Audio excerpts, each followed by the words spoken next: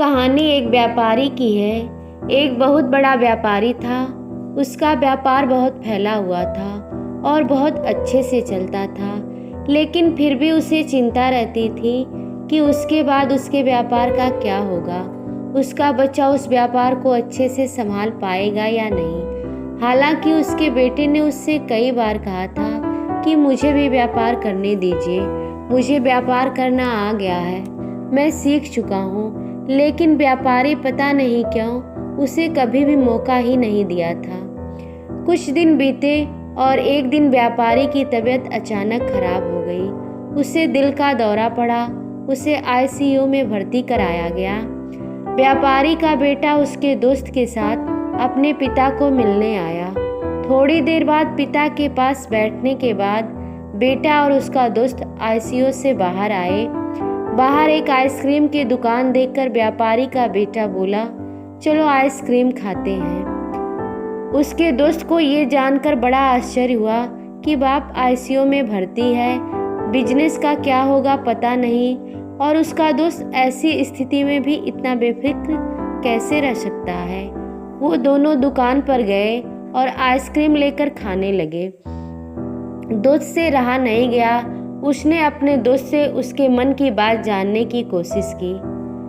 तब व्यापारी का बेटा बड़ी शांति से बोला, दोस्त मैं परिस्थितियों को स्वीकार करना सीख गया हूँ। मैं श्री कृष्ण का बड़ा भक्त हूँ, इसलिए उनके बताए रास्ते पर चलता हूँ। पहला रास्ता, कर्म करो, फल के बारे में मत सोचो। दूसरा, मैं तुम्हें एक कहानी बताता हूँ जिसे सुनने के बाद तुम्हें सब समझ में आ जाएगा।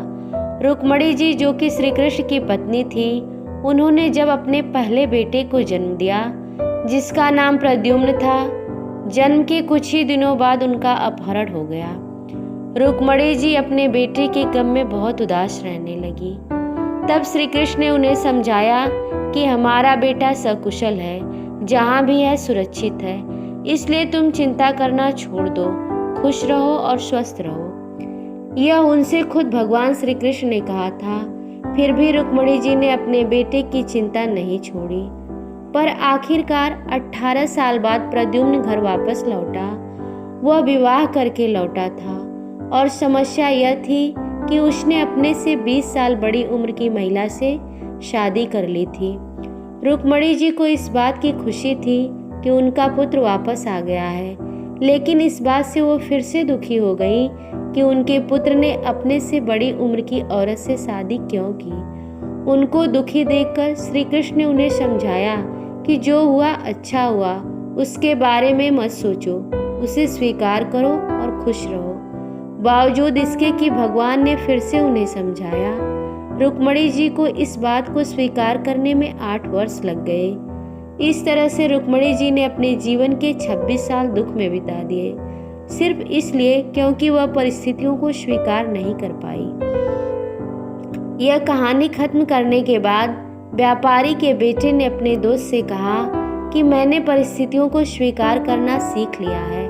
मैं अपने लक्ष्य पर ध्यान दूंगा, बिजनेस भी अच्छे से करूंगा और आगे जो होगा उसे स्वीकार करूंगा। तो इस कहानी से हमें यह शिक्षा मिलती है कि अगर हम अपने जीवन में आने वाली घटनाओं को स्वीकार नहीं करते हैं तो हमारा जीवन बहुत कठिन होगा, और अगर हम उन्हें स्वीकार करते हैं तो हमारा जीवन बहुत आसान हो जाएगा, सहज हो जाएगा। कहानी अच्छी लगी हो तो वीडियो को लाइक, शेयर और चैनल को सब्सक्राइब करें। मिलते हैं अगली कहानी में, तब तक के लिए धन्यवाद।